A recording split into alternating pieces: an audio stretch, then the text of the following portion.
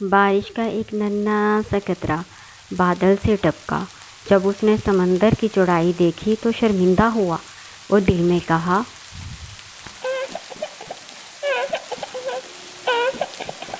समंदर के सामने मेरी हैसियत ही क्या है। उसके होते हुए मैं तो ना होने के बराबर हूँ। इतना बड़ा समंदर और मेरी क्या औकात है।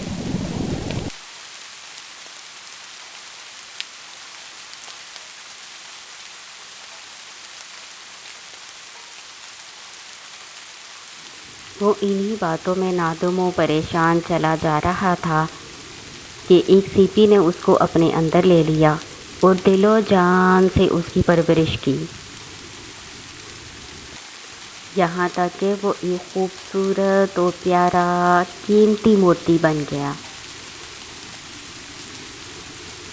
और बादशाह के ताज की ज़ीनत बना। तो नन्हे प्यारे बच्चों, इस कहानी से हमें क्या सबक हासिल होता है? हमें ये सबक मिलता है कि दुनिया में कोई भी चीज़ अल्लाह ताला ने बेकार पैदा नहीं की और हमें कभी भी अपने आप को फालतू, बेकार या बेहैसियत नहीं समझना चाहिए। अल्लाह ताला ने हम सबको किसी मकसद के तहत पैदा किया है। अपने मकसद पर ध्यान रखना चाहिए।